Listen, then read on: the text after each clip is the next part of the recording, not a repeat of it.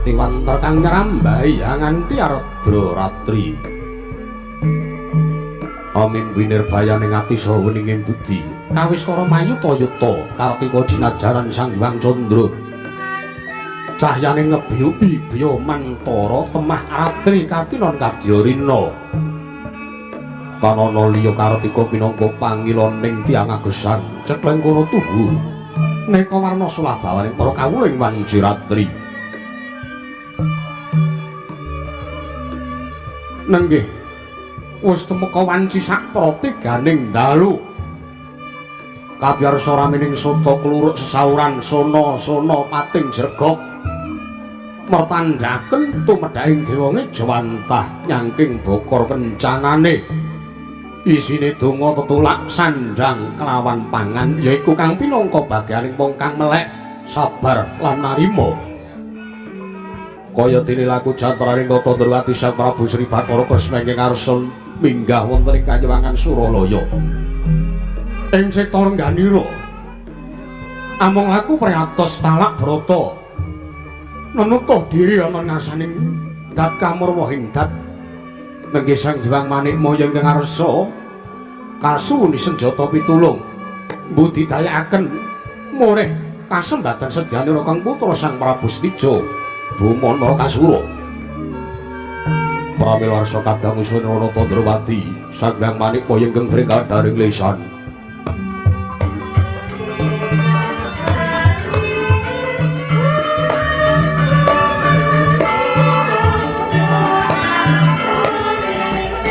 Janati wayang nungguna wong ngapain Tias apa sarang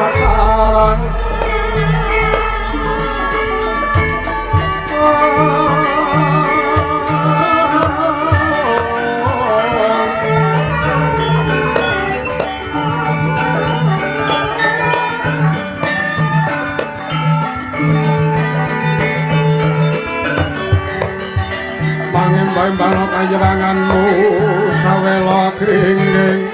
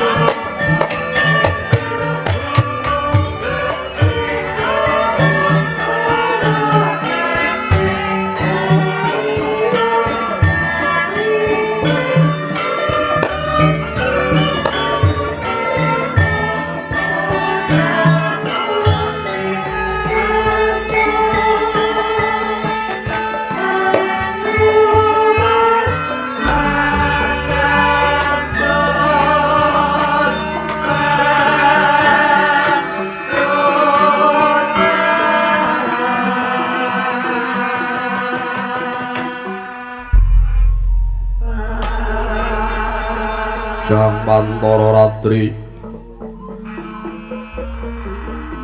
amung cetapukulun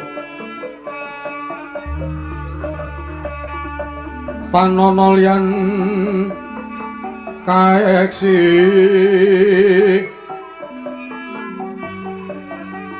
mila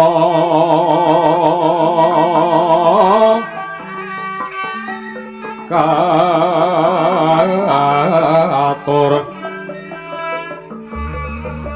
kang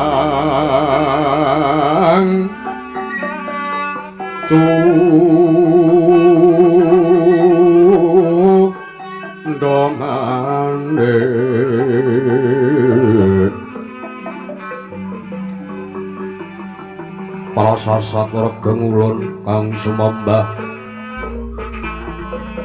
monggo ing praten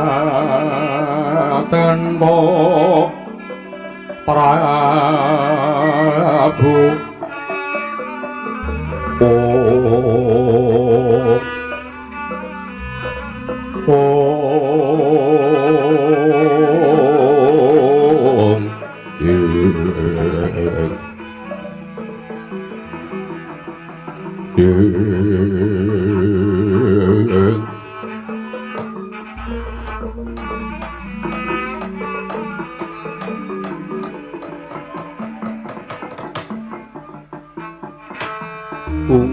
Mas Rama sidam saring bawana langgeng Kakang Narada Kakang Resi Kaneka Putra wah perkensang warudaya mak bong mbok bolong kali cedhi sapa sing gawe nangka basa dikopyak kari betane lho ya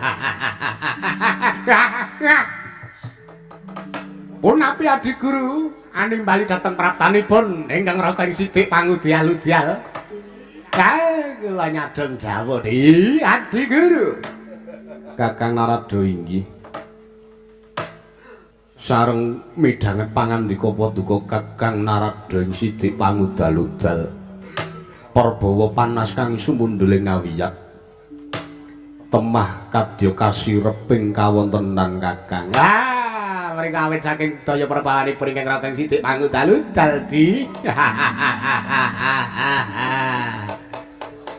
Kakang Narada inggih mboten sanes kejawi mung ingkang katinon prapta wonten Kayuwangan Suralaya punika pun wayah ulun Natandrawati Prabu Sri Bathara Kresna Kakang wah la edian Kresna kok nganti sowan wonten Kayuwangan Suralaya menika menawi mboten wonten wigatos tangeh lampahipun lho Di inggih pramila samangke ngasumanggaken wekdal padha kangge badhe andangu dhateng praptanipun Natandrawati ya ternyata paduka ingkang kagungan wenang tumraping nyabangi jeneng kawontenan pernatan wonten ing Kayuwangan Suralaya Adi Guru Kakang Narada kasuwun kasekecakna lenggah paduka sampun boten kirang sekecak Kresna Natandrawati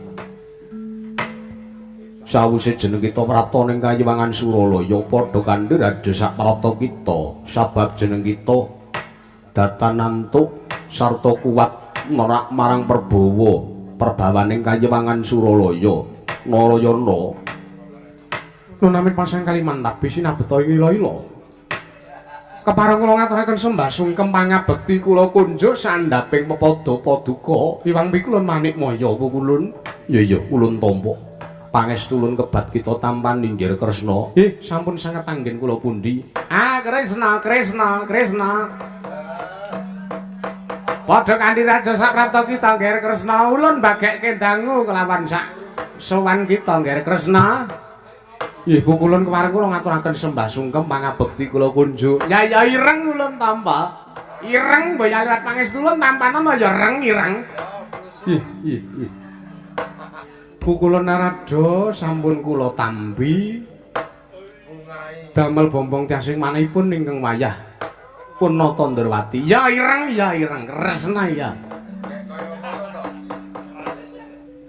Kresna aja lara ati yen ta jeneng kita ulun dangu kanthi sesebutan ireng mboten napa-napa aku menika pancen ireng tenanan kok mosok kula badhe duka badhe nesu menika mboten badhe nrimaken menika kula mboten gadhe wewenang Bu kula ya ireng kuwi malah apik arang-arang ana sing duwe nggih Kresna prapta ning Kayuwangan Suralaya kok nggawa tukang tambal ban. Kakang Narada sampun to Kakang anggenipun gumujengan. Nyuwun pangapunten Adi Guru. Jan wis. Kula kinten praptanipun Kresna mriku badhe damel budhek wonten ing Kayuwangan Suralaya. Nyatanipun sinasa derek matur kemawon piyambakipun sampun kuduga damel tentrem wonten ing Kayuwangan Suralaya. Pramila kadang menapa dados wigatosipun Adi Guru sedaya kula saged senentek ketamplek ketemu gedung. Natandrawati, kula wonten dawuh pukulun. Apa to kang dadi darunane jeneng kita prapta ning Kayuwangan Suralaya? Duh. Pukulun sesembahan kula. Dosa menapa ingkang badhe kula sandhang menawi kula koma wantun matur awit kula sakmangke badhe lancang menawi kula matur menapa wontenipun sabab lan jalarane apa jeneng kita matur kanggo yen mangkono. Paduka menika dewaning para dewa nalindraning para jawata tartentu sampun pirsa dhateng mobah mesih kawontenanipun para titah kalebet menapa ingkang dados gegembolaning manahipun ingkang wayah Ndarawati. Pramila menawi kula matur sami kemawon nguyahi segara pukulun. Mas Nomo Sidam Sikaring Bawana. Iya. Sayekti jeneng kita meminta punang kanugrahan kengaran Wahyu Senopati mangkono Kresna. Mesti kemawon mekaten jumbuh sarta gambuh kawan menapa ingkang mapan wonten ing pangangen-angen kula. Rama pukulun. Kula menika titih Sang Hyang Bathara Wisnu. Sang Hyang Bathara Wisnu menika ugi taksih putra Paduka piyambak. Kamangka wekdal sapunika putra Paduka piyambak inggih kula pun Sri Wisnu menika nggadahi gegayuhan kula nyuwun wujuding kanugrahan ingkang aran Wahyu Senopati keparengipun paringaken lan pun cedhakaken dhateng wayah Paduka inggih anak kula ing Traju Tresna inggih menika pun Setija Bumantara Kasura. Menawi ngantos sakmangke Paduka Hyang Pikulun Manikmaya inggih Kanjeng Rama Pukulun Bathara Guru boten keduga masrahaken punang kanugrahan. Doh nyono cerak nyono sangya para jawata miwah para titah gumlar wonten ing Madyapada badhe mastani nalindraning kayangan menika deston pambeganipun awit putrane digegayuhan lah kok ora dilabuhi putrane digekudangan ora dipinangkani ingkang pikantuk jeneng ala miwah wirang bebarang nggih namung Paduka Kanjeng Rama Pukulun Manikmaya lho Pukulun kagatri sang kapirangu rinangka kinempet-kempet sang ratnaning bawana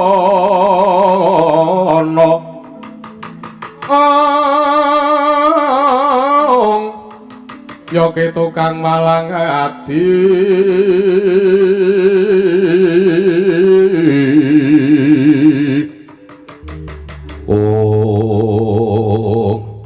Mas Nomo Sidam Sikaring Bawana langgeng Kresna kula wonten dawuh jeneng ulun bingung bakal minangkani lan ngudanani apa kang dadi panjaluk kita apa panjenengan kudu watak adil Kakang Narada menika kados pundi yen pangapunten lho Di sampun ngantos kesusu sampun ngantos sakmangke Paduka damel inggih menika pangandikan sampun ngantos keseluruh wonten margi ingkang klentu jer menapa Setija menika mboten lagu tapa brata Setija menika mboten lagu prihatin piyambakipun mboten numbas wujuding kanugrahan ingkang badhepun gayuh ingkang winastan Wahyu Senopati piyambakipun mboten nglakoni tapa nuwun sewu kamangka kanugrahan menika pinesti badhe tumedhak dhateng titah ingkang lair lan batosipun menika resik kamangka Kresna menika nyuwun pamunten Kresna menika sampun pinesti dados inggih punika pujanganipun para Pandhawa teges pujangga menika juru selamatipun para Pandhawa ngaten.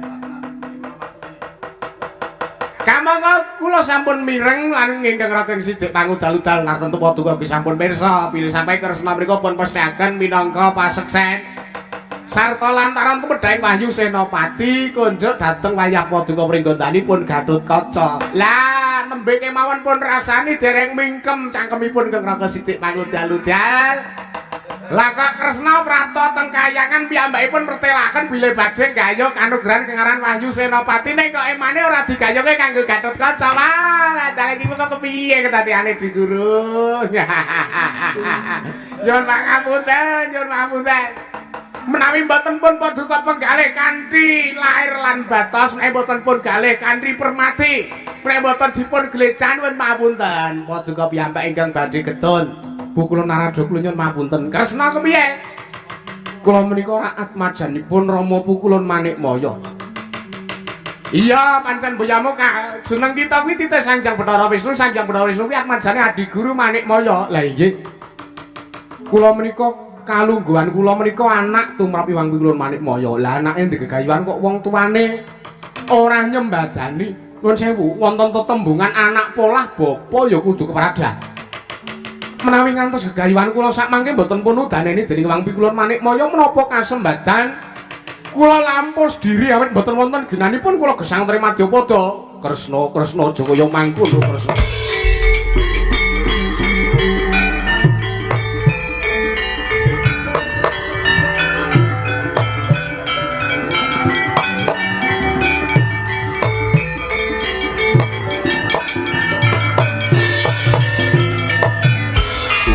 Rama sidam sekaring bawana langgeng Kakang Narada punapi lah kok sajak sareng ulun penggalih leres menapa ingkang dados aturipun wayah ulun Natandrawati inggih anak kula pun Sri Wisnu wonten tetembungan anak polah bapa kemradah menawi kula mboten ngudaneni menapa ingkang dados kudanganipun anak kula pun Natandrawati destun temen kula pinangka drajating tiyang sepuh Kakang Narada mengke riyen Pak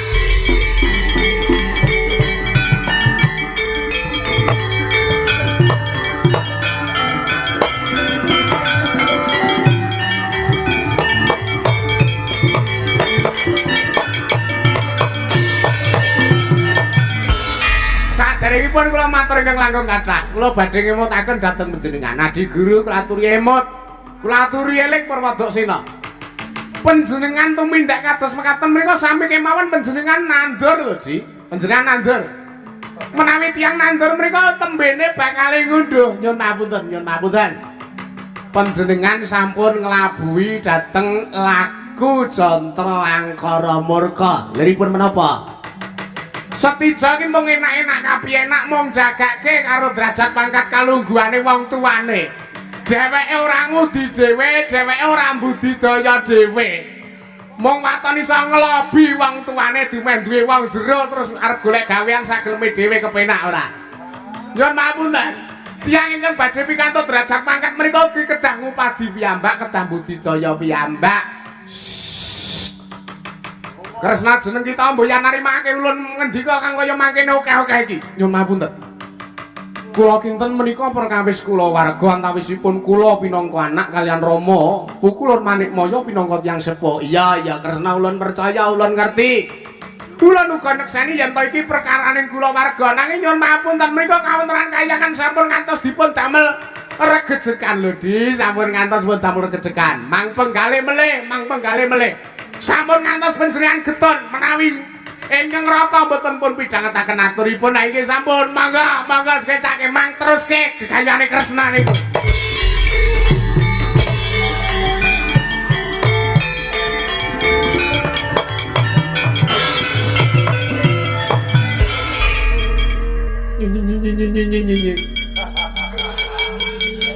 Nyun mapunten. Rama kula nyuwun pangapunten. Kresna kepiye? Menapa panjenengan badhe kegut kaliyan menapa ingkang dados pangandikanipun Iwang Pikula Narada? Kresna babar pisan mboya. Jeneng ulun kepengin nglabuhi marang apa kang dadi gegayuhane Si Setijaya wayah ulun traju tresna. Wah, ngadalang ngaturaken manuwun. Malam benjang menapa anggen paduka badhe matedhakaken kanugrahan Kresna kula wonten dawuh seranane alon sarta kudu nggunakake sarana ingkang alus bisa nyidra sarta ngapusi marang para Pandhawa. Merga mangertiya kanugrahan Wahyu Senapati mboya ulun ingkang nggawa, mboya ulun ingkang asta Kresna. Mekaten ya. Mula kang saka kuwi ayu ulun kanthi nyaketi kanan Prajanegara Ngaparta Natandrawati.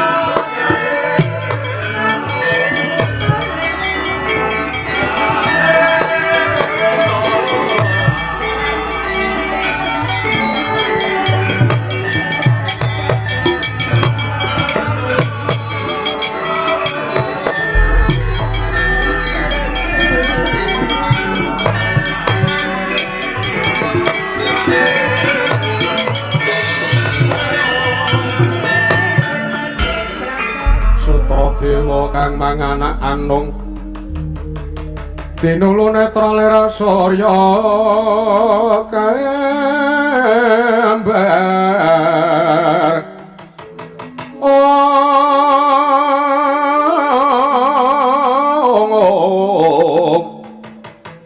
Kresna yayah lengeng Kuthaka.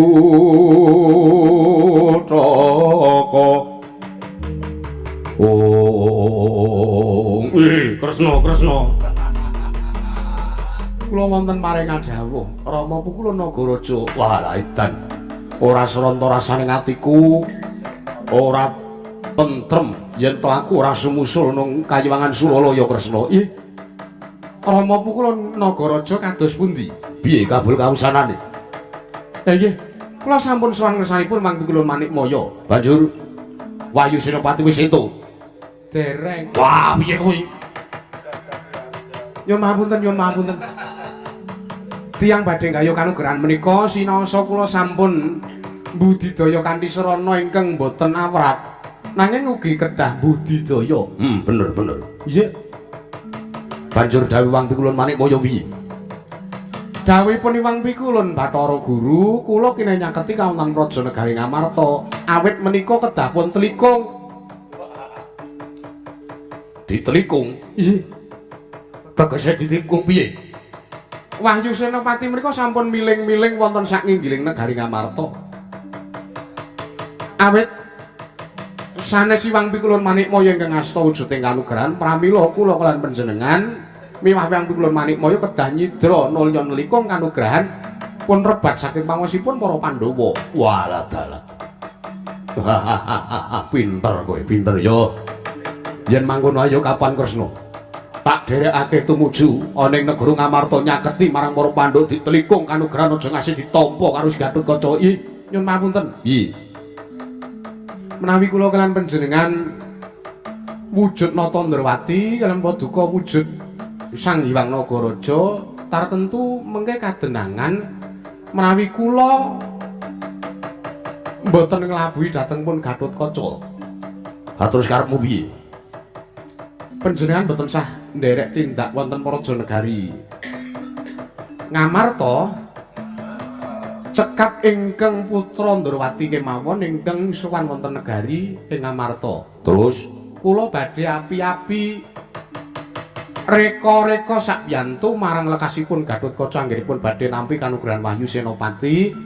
Nulya sakmangke kula badhe nelikung wujuding kanugrahan. Sing tenan-tenan wae. Aku ora tentrem nek ora ngetutke jeneng kita Kresna. Lah kersanipun kados pundi? Ya wis ora apa-apa. Tak sawang saka ngantariksa. Ulun jaluk mengko jeneng kita bisa nelikung wujuding kanugrahan. Gatotkaca aja ngasisi nengkake ngaluhur minangka Senopati negara Ngamarta. Malah kula nyuwun pamit Kanjeng Rama Pukul.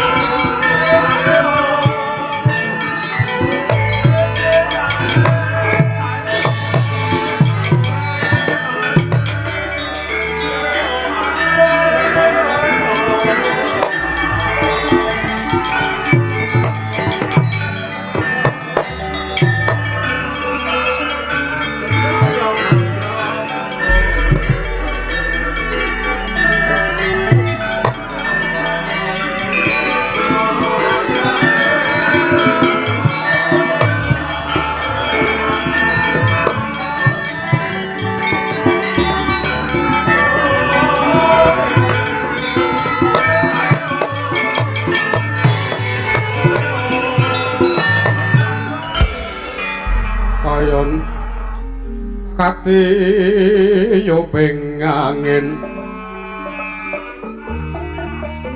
sumya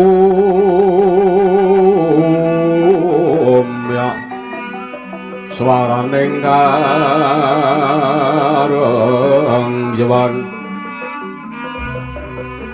sami ana ron mawar kulawan aris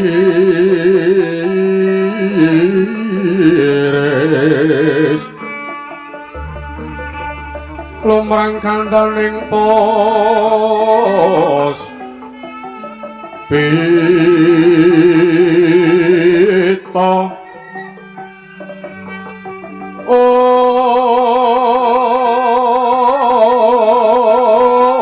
arangganing putyanira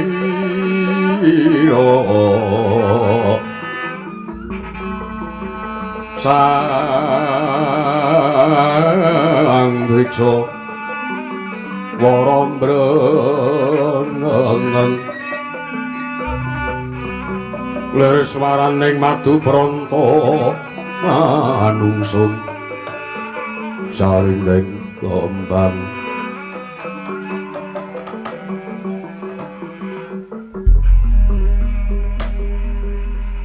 malah negara Ndrawati dipun tilar kalian Nata Ndrawati menika nggih. Inggih paman garba ruci inggih. Malah kula bingung. Menawi kula wangsul dhateng negari Ngamarta kula ajrih nampi dukanipun para punden Pandhawa. Awit ingkang dipun antu-antu menika namung rawuhipun Wa Prabu Ndrawati. Menawi Wa Prabu Ndrawati dereng prapta wonten negari Ngamarta tartentu anggen badhe misuda kadanglipun Yayi Gatotkaca minangka senopatining para Pandhawa tartentu dereng badhe dipun wiwiti paman. Nek ndah atur kula nggih pripun Wapati? Nek ndah atur kula panjenengan kundur mawon. Panjenengan kundur ngendika napa wontene matur napa wontene wonten ngersanipun para Pandhawa. Mangendika nek sinuwun Ndrawati nembe kesasapan jiwaning iblis ngoten. Kakang Udawa ora banget ngono-ngono kae ratu Gustine awake dhewe. Lah jare kula karo sampean wis metu. Metu rak yo bali mlebu meneh. Mriko pangandikan menapa niku? Aru niku lho nggih. Kula wau rak matur bilih kula badhe leren anggen kula dados senopati. Sarung kula manah-manah, sarung kula petang-petang. Kula kinten Koko Prabu Kresna mriku anggenipun nggadahi watak angkara. Namung sepisan menika kemawon pengangkah kula lho niku. Ih. Lajeng samangke menawi sampun purna kewajibanipun panjenenganipun badhe memayu hayuning bawana melih. Gampangane niku anu nggih. Kaya wong sing nembe kongsleh pikirane ngoten niku lho. Nembe kenging siku dendaning dewa, mbok menawi nembe kenging pacobaning para Jawata. Lah sakmenika putusanipun ngaten mawon. Siwapati Udawa kados pundi? Sampeyan kundur teng negara Ngamarta matur napa wontene mawon. Mangendika mangsanjang kalih para Pandhawa kaya sing pun kula aturake wau lho, nggih. Kakang ninggalang Juwana Klar Wandan Moncar tinon lir kekunang surem sorotetan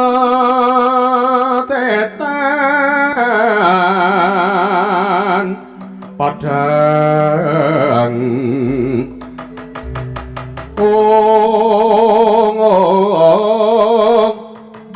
kasoran pajaring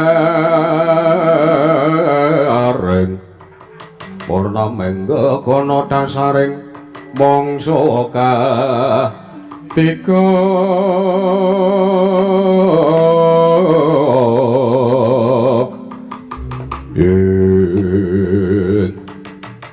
sareng kula penggalih lah kok leres pangandika panjenengan kekalih. Ing ngaten Paman Garbaruci Wapati Udawa malah daya-daya dinten menika kula nyuwun pamit badhe matur menapa wontenipun dhateng kersanipun para Pandhawa. Surti ting ati-ati diga-duga punasta nggih. Nyuwun pamit Paman, ngati-ati nggih.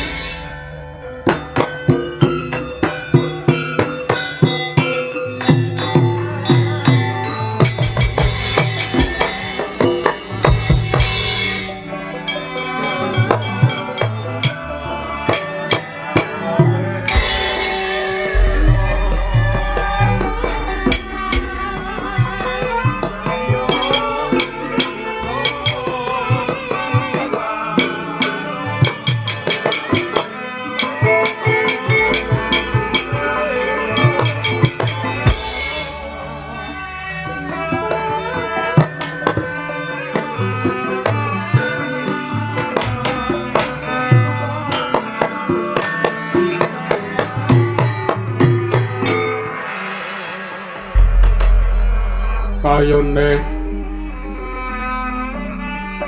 Purwasa jati monggo Mbak Bella.